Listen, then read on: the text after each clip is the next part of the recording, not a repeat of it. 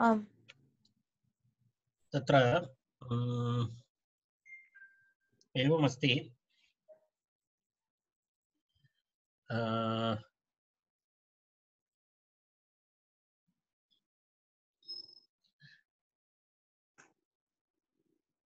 न युवाभ्यां पदान्ताभ्यां पूर्वौ तु ताभ्याम् ऐच् इति वयम् आरब्धवन्तः न तस्य सूत्रार्थोऽपि विवृतः मया न पदान्ताभ्यां पदान्ताभ्यां यकार वकाराभ्यां परस्य न वृद्धिः इति अर्थात पदान्ताभ्यां यकार वकाराभ्यां परस्य न वृद्धिः यत्र उपसर्गादिकं भवति उपसर्गयोगेन यत्र पदं भवति यदा व्यासः इति उदाहरणं तत्र व्यासः इति पदस्य निष्पत्तिः अस्ति वेदव्यासः इति अस्ति पूर्णशब्दः वेदव्यासः इति तस्य एकदेशः व्यासः तत्र वि उपसर्गः अस्ति अस् धातुः अस्ति तदा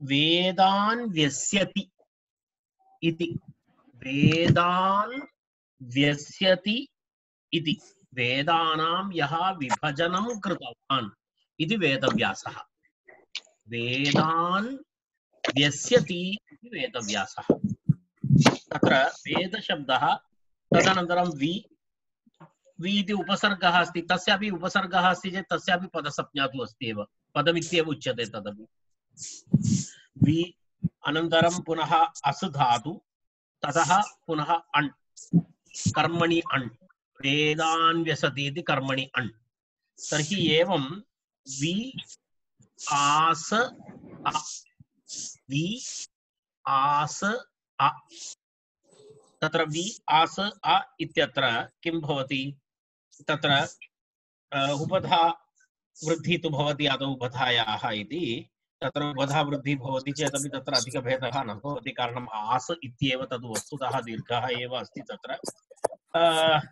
तत्र व्यास इति यणादेशः भवति इकारस्य यणादेशः वि इत्यस्य इकारस्य वि आस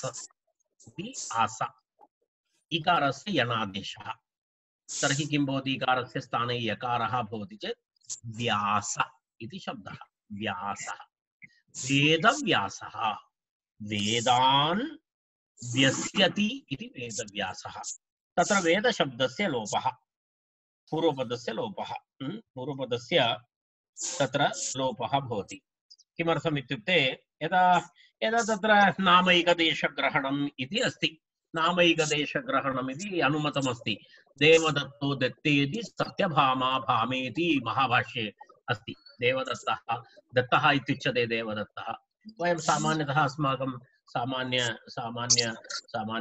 व्यवहारेपि एवं भवन्ति नामैकदेशग्रहणं तु सर्वदा भवत्येव यदा भवतां मित्राणामपि यदि नामैकदेशग्रहणं तु भवति एकैः पूर्णनामस्यां तत् किं भवन्तः जानीयुः अहं तु इदानीं न स्मरामि नामैकदेशग्रहणम् इति यदा भवन्तः तु जानन्ति सत्यभामा इति कस्याश्चित् नाम अस्ति चेत् भामे इति वयम् आह्वयामः ताम् एवं एतादृशप्रयोगाः भवन्ति अस्तु तर्हि व्यासः इति शब्दः तर्हि व्यास इति शब्दस्य किं भवति तत्र व्यासशब्दात् कः व्यासस्य अपत्यम् इत्यर्थे किं भवति अत इञ्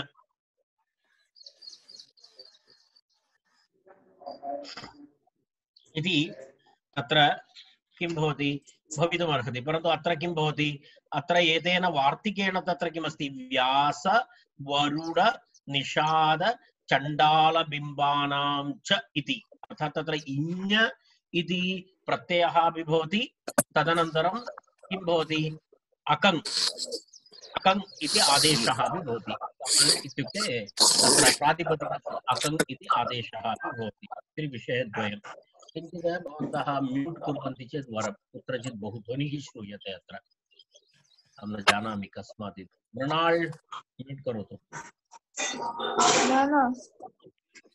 भवत्याः नास्ति वा ध्वनिः मम नास्ति। भवन्तः किञ्चित् एतत् प्राक्टीस् कुर्वन्तु। यदा अहं पृच्छामि तदा जस्ट् आन् कृत्वा उत्तरं वदतु, अनन्तरम् आफ् करोतु। कारणं प्रातःकालसमये तु गृहेषु अपि कार्याणि भवन्ति, अहं जानामि। भवतां वर्गानन्तरं भवते बुभुक्षा तु भवत्येव, व्याकरणाध्ययनं भवति। व्याकरणाध्ययनं नाम गुस्ति प्राक्टीस् इव भवति, गुस्ति प्राक्टीस् इव अस्ति। तदनन्तरं विशेषं हेवी किमपि खादनीयं भवति। तर्हि भवतां गृहे तु तस्य सिद्धता तु स्यादेव, अहं जानामि।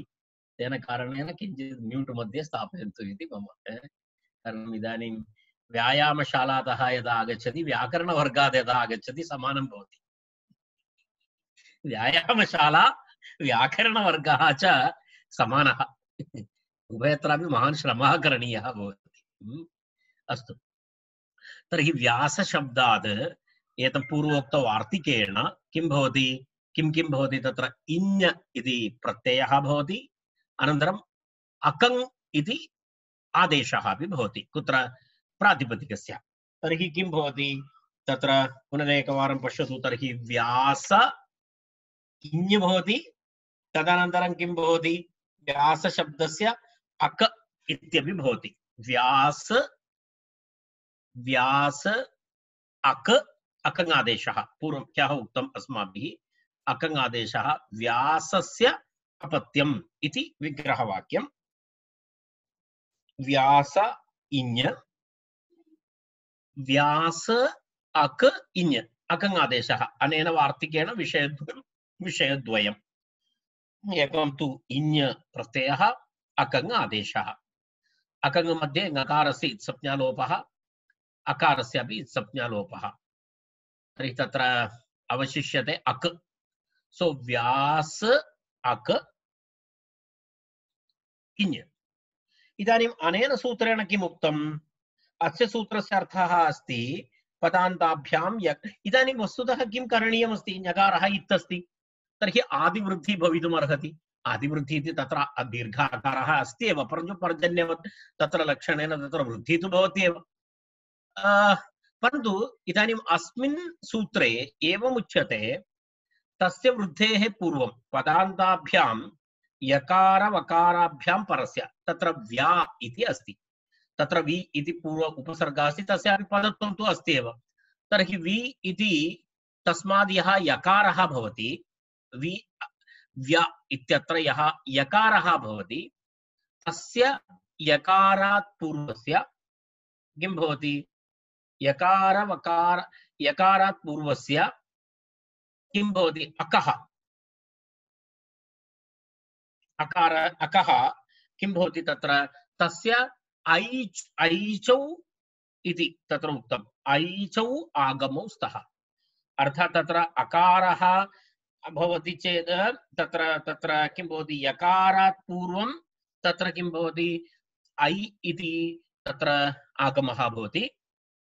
वकारात् पूर्वं तत्र किं भवति? सूत्रार्थम् एकवारं पूर्णं पश्यतु। किन्तु ताभ्यां पूर्वो क्रमाद् ऐचौ आगमौ स्तः इति सूत्रार्थः।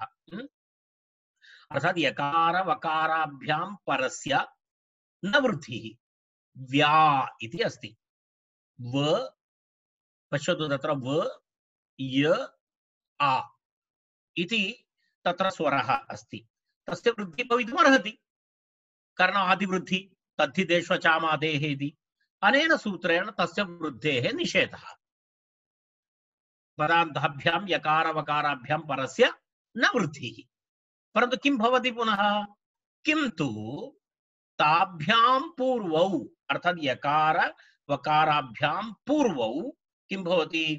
यकारात् पूर्वं ऐ इति आगमः, वकारात् पूर्वं किं भवति? औ इति आगमः। ऐचौ, ऐचौ इत्युक्ते ऐकारः औकारः, ऐच् ऐकारः औकारः। तर्हि यकारात् पूर्वं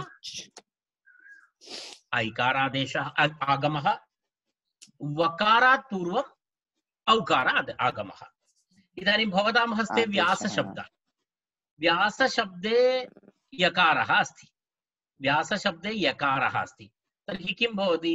यकारात् पूर्वम् ऐकारः आगमः भवति। यकारात् पूर्वम् ऐ भवति। तर्हि किं रूपं भवति तत्र? पश्यतु एकवारं। विकार व इति व्या इति अस्ति, तत्र वकारः, वकार उत्तरं किं भवतु? वकारात् पूर्वं किं भवति तत्र? यकारात् पूर्वं किं भवति? वकार यकारयोः मध्ये ऐकारः भवति। ऐ, यकारात् पूर्वम् ऐ। सो व ऐ या स किं किं भवति? व अनन्तरम् ऐ आगमः, तदनन्तरं या, तदनन्तरं स, तदनन्तरं पुनः अक, तदनन्तरं पुनः इ इति तिष्ठति। किं किम् अभवत्? व ऐ या स अक इ सर्वं मेलयतु। इदानीं किं भवति रूपं? वैयासकी इति भवति। किं भवति? वैयासकी इति भवति। वैयासकी, व्यासस्य अपत्यं वैयासकिः इति।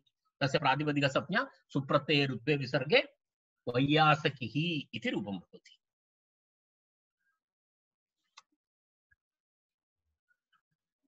स्पष्टं? वैयासकिः इति। अग्रे गच्छामः। स्पष्टम् अभवत् खलु?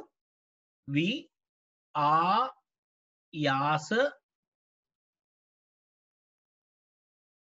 अक इ वैयासकी इति रूपम्। अग्रे पश्यामः। पुनः किम् उदाहरणमस्ति तत्र? अन्यत् वारुडिकः इति उदाहरणमस्ति। वारुडिकः, तत्रापि वारुडिकः इति अस्ति। अग्रमे अस्ति सौविश्वः इत्यपि अस्ति एकम् उदाहरणं पुस्तके। सौविश्वः तत्र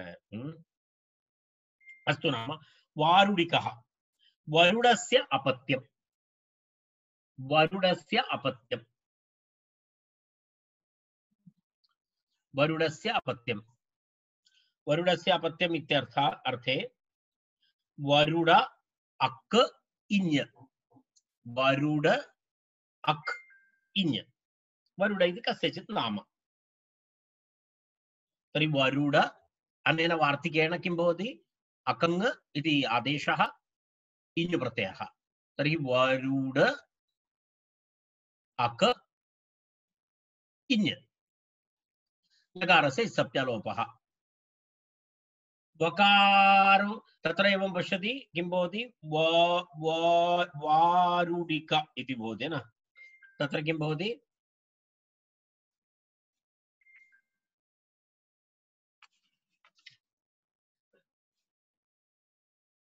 वारुडिकः इति भवति। वरुडस्य अपत्यं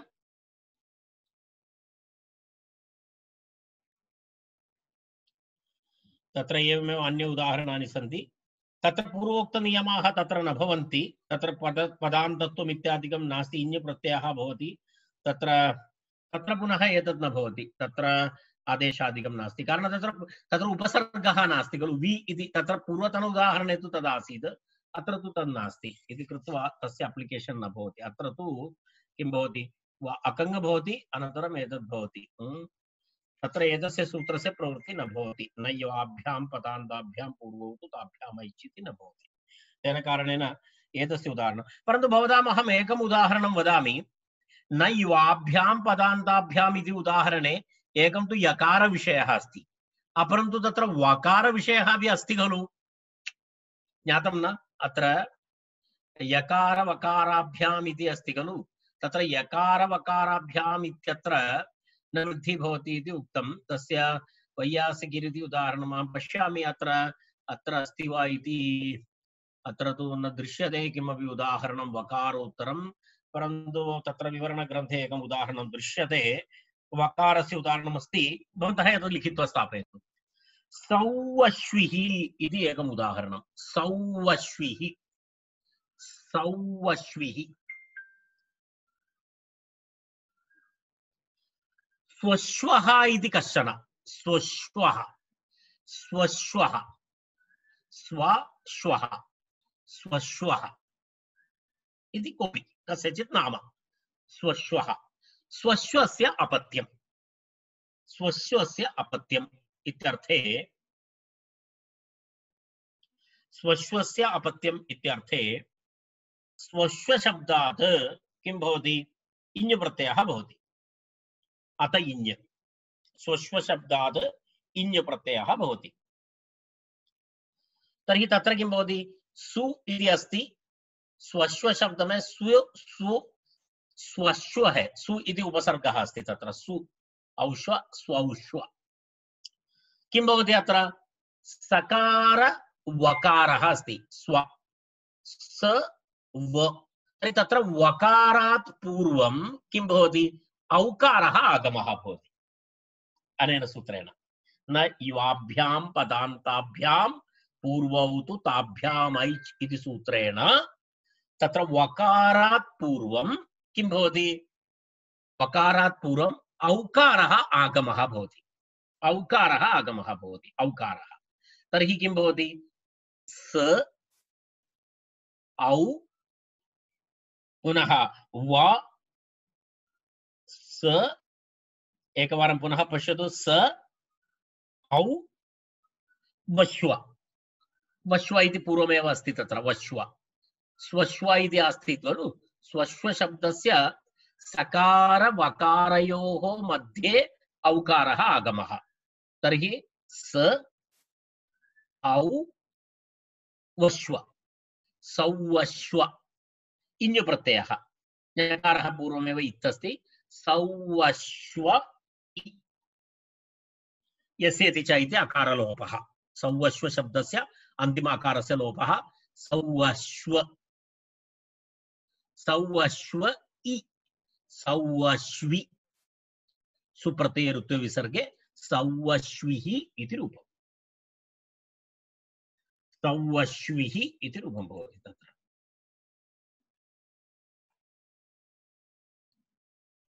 सौवश्विः इति रूपं भवति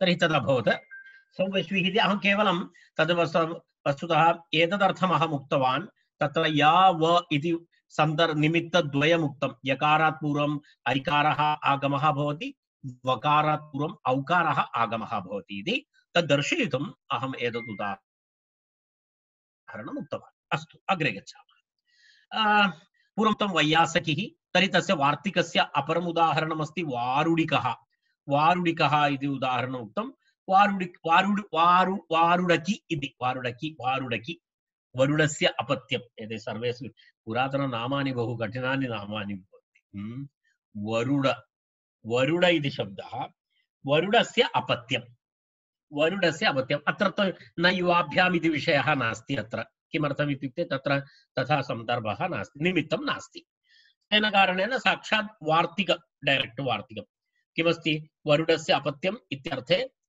अकङ् इति प्रातिपदिकस्य आदेशः इञ् प्रत्ययः सो वरुड इञ् वरुड अक् इञ् वरुड वरुड अक् इञ् आदिवृद्धि वारुड अक् इ वारुड अक् इ मिलित्वा वारुडगी वारुडगी वारुडकी इति वारुडकी इति वारुडकी इति तस्य पुनः प्रातिपदिकं तस्य पुनः पुल्लिङ्गे सुप्रत्यये ऋत्वे विसर्गे वारुडकिः इति रूपं भवति इत्यादि तत्र अन्यानि उदाहरणानि सन्ति तत्र व्यासशब्दाद् वैयासकिः वरुडशब्दाद् वारुडिकः निषादशब्दाद् निषाद इति शब्दः अस्ति निषादस्य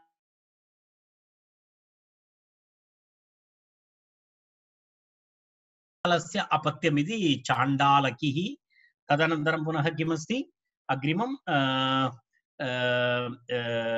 बिम्बः बिम्बः बिम्बस्य गोत्रापत्यम् इत्यर्थे किम् उदाहरणमस्ति बैम्बिकः बैम्बिकः इति उदाहरणमस्ति। बैम्बिकः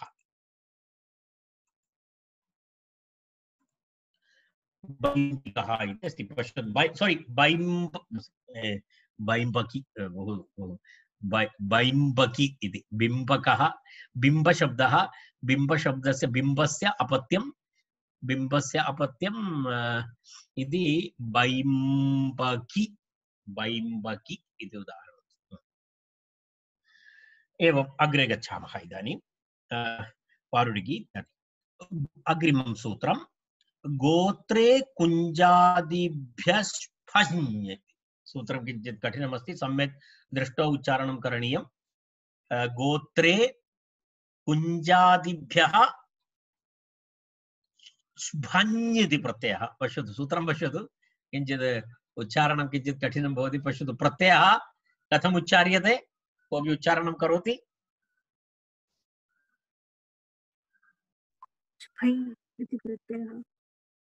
स्फञ् स्फञ् च फ ञ उच्चारणं कठिनमस्ति। स्फञ् इति चकारस्य लोपः अस्ति, ञकारस्यापि लोपः अस्ति, फकारः अवशिष्यते। एतत् सर्वम् अहं वदामि। तर्हि भवन्तः मां पृच्छन्ति, महोदय तत्र चकारः कृतः ञकारः कृतः, किमर्थम् एतेन कः लाभः? तत्र फ इत्येव अन्ततो गत्वा अवशिष्यते, अन्यस्य सर्वस्य लोपः भवति। चकारस्य तु लोपः भवति चुटु इति सूत्रेण, अनन्तरं ञकारस्य इत्संज्ञालोपः भवति, अवशिष्यते फ। तत्तु फञ् करोति चेदपि तत्र एवमेवं भवति, फक् प्रत्ययः भवति चेदपि फ अवशिष्यते। पुनः एतद् द्वयं विहाय स्फञ् इति किमर्थं करोति इति प्रश्नः। अर्थात् चकारस्य ग्रहणं किमर्थं पुनः अत्र अस्मान् कष्टयितुं वा? तथा नास्ति। चकारग्रहणेन चकार इत् भवति चेत् तत्र किं भवति? चकार इत् भवति चेत् चित् भवति। तत् अयं विषयः चित् भवति। चित् भवति इति कृत्वा तत्र स्वरप्रकरणे चितः इति सूत्रमस्ति। चितः इति सूत्रेण तत्र किं सिद्ध्यति इत्युक्ते, तत्र यत्र चकारः इत् भवति तत्र किं भवति? तस्य फलं नाम चकारः यत्र इत् भवति तत्र अन्तोदात्तः भवति। तत्र स्वरनिमित्तमस्ति तत्र चकारग्रहणं। कुत्र? स्फञ् इत्यत्र यः चकारः इत् भवति तद् अन्तोदात्तनिमित्तम् इत्यर्थः। अर्थात् स्फञ् चकारः इत्संज्ञः भवति इति कृत्वा किं भवति? तदन्तशब्दः अर्थात् चितन्तशब्दः, चकारः यस्य इत् भवति तदन्तशब्दः अन्तोदात्तं भवति। तत्र अन्तोदात्त आदि विषयः व्याकरणशास्त्रे बहु महत्त्वपूर्णः। यदा स्वरभेदेन भवन्तः जानन्ति अर्थभेदोऽपि भवति, समासभेदोऽपि भवति इति कृत्वा स्वरविषयेषु अत्यन्तकठिनाः नियमाः सन्ति व्याकरणे, अर्थात् विशेषतया वैदिकप्रकरणेषु। तद् इदानीं तावदेव ज्ञातव्यं। तेन एषः प्रश्नः न प्रष्टव्यः। यदि फञ् इत्युक्तेपि अवशिष्यते फ, फक् इत्युक्तेपि अवशिष्यते फ, एतद्वयमपि कृत्वा भवन्तः पुनः तृतीयं किमर्थम् आनयति? तदपि उच्चारणमपि कर्तुं न शक्नोति, स्फञ् इति करोति इति पृच्छति चेत् तस्य उत्तरम् एतदस्ति। तत्रत्य चकारः इत्यस्ति, चित् भवति इति कृत्वा चितः इति सूत्रेण अन्तोदात्तः भवति अत्र। तर्हि अन्तोदात्तनिमित्तम् अत्र चकारग्रहणम् इति जानन्तु। इति सामान्यविवरणं। भवन्तः अग्रे अहं सर्वदा न वदामि एतत्, केवलम् एतत् इदानीम् एकैकस्यापि तत्र इत्संज्ञकवर्णानाम् अनुबन्धाः इत्युच्यन्ते एतस्य। अर्थात् ये इत्संज्ञकवर्णाः भवन्ति खलु तेषां नाम अनुबन्धः इति व्याकरणशास्त्रे अनुबन्धः इति उच्यते। अनुबन्धग्रहणस्य सामान्यतः स्वरनिर्देशार्थं भवति। अन्यत् यदा यदा नित् करोति चेत् आदिवृद्धिः, कित् करोति चेत् गुणवृद्धिनिषेधः, नित् करोति चेत् गुणवृद्धिनिषेधः। अनन्तरम् आगमेषु अपि नियमः अस्ति, यदि कित् करोति चेत् आदौ भवति, टित् करोति चेत् एवं भवति, मित् करोति चेत् भिन्नं भवति। एतत् सर्वम् आचार्यस्य किं भवति? एतत् सर्वं मार्किङ्ग् अस्ति। एतत् सर्वम् एकया दृष्ट्या तेन कारणेन एव एतत् सङ्गणकशास्त्रमिव अस्ति इति व्याकरणम्। एतत् सङ्गणकतुल्यम् इति किमर्थं वदति? एतत् सर्वं मार्किङ्ग् अस्ति, तत्र स्पष्टमस्ति। तत्र एतद् आचार्यस्य महत्त्वम्। एतद् बहु अर्थात बहु विचक्षणः आचार्यः, तेन एतद् भवति, अन्यथा न भवति एतत्। अस्तु, गोत्रे कुञ्जादिभ्यः स्पञ् गणः द्रष्टव्यः, कुञ्जादिगणः भवति। कुञ्जादिगणे पठितशब्देभ्यः कुञ्जादिगण ह्यः अपि उक्तवान्, किञ्चित् गणपाठं स्थापयतु गणे, कारणं ह्यः अपि कश्चन गणः आगतः आसीत्, भवन्तः कोऽपि तत्र किञ्चित् वालण्टियर्लि करोति तर्हि अन्येभ्यः अपि तद् लाभाय भवति। गणविषयक किञ्चित् गणपाठः। तत्र कुञ्जादिगणः अस्ति, कुञ्जादिगणेऽपि किं किं भवति तत्र। ह्यः वयं किं गणं दृष्टवन्तः, किञ्चित् दीर्घगणः आसीत्, कः आसीत्?